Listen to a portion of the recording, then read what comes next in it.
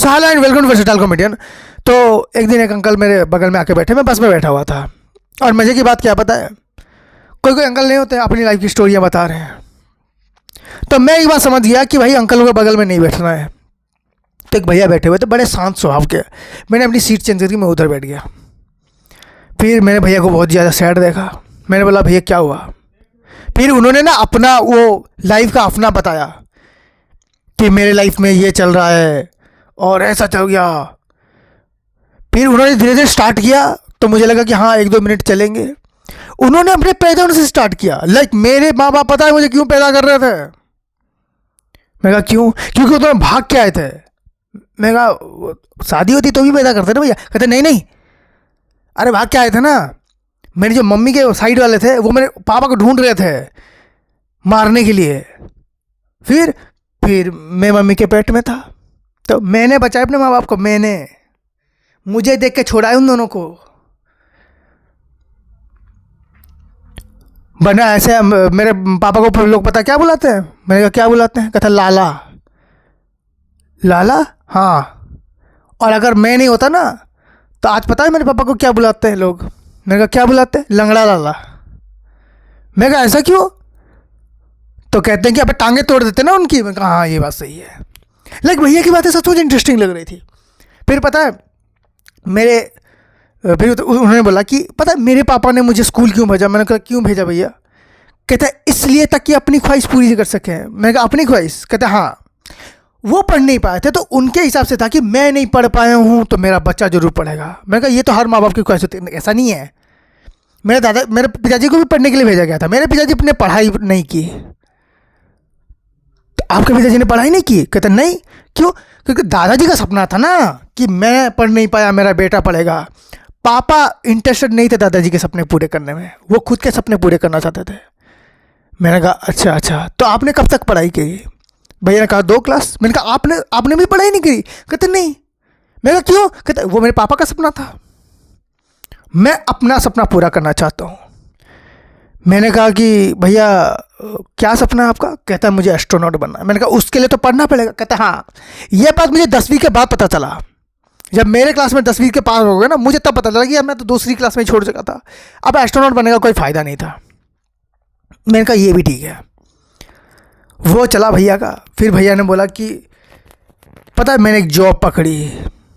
मैंने कहा कि अभी तो आपने कहा कि आपकी मतलब ऐसे आपने पढ़ाई नहीं करी तो आपने नॉर्मली मजदूरी करी। नहीं मैं मैनेजर था एक बड़ी अच्छी कंपनी में। मैं कहा 1 मिनट आप मैनेजर बने कैसे, आपके पास तो सर्टिफिकेट है नहीं। मुझे कहते हैं कि भाई सर्टिफिकेट छापने में कितना टाइम लगता है। मैंने कहा उसमें भी नंबर भी आपने दिया होगा। तो कंपनी में फ़ोन करके पूछा नहीं। कहते हम कंपनी हमारे दोस्त नहीं बनाई हुई थी। मैंने कहा कंपनी आपके दोस्त की थी तो आपने उसमें क्यों काम नहीं किया। कहते वो कंपनी जाली थी ना उसकी। ये अलग ही जोन में चल रहे थे यार। मुझे लग रहा था अंकल मुझे पकाएंगे। अंकल तब से साइलेंट है। भैया का काम चल रहा है। फिर क्या हुआ कि मैं ऐसे भैया को देख रहा हूँ तो मैंने भैया को बोला कि अच्छा तो फिर आपके माँ बाप तो बड़े गुस्सा हुए होंगे। नहीं जैसे ही देखो माँ बाप को तब तक गुस्सा होते हैं जब तक उनके हाथ में पैसे नहीं आ रहे।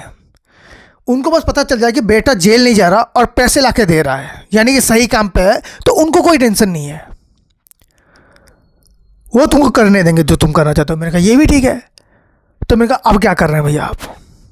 तो वो कह रहे हैं कि अभी मैं नेक्स्ट प्लान कर रहा हूँ कि मैं अपने दोस्त के साथ मिलके एक बहुत बड़ा बिजनेस करूँगा। मैंने कहा कौन सा बिजनेस। कहते लॉटरी का। मैंने कहा क्या बकवास है, ये कोई बिजनेस होता है भैया।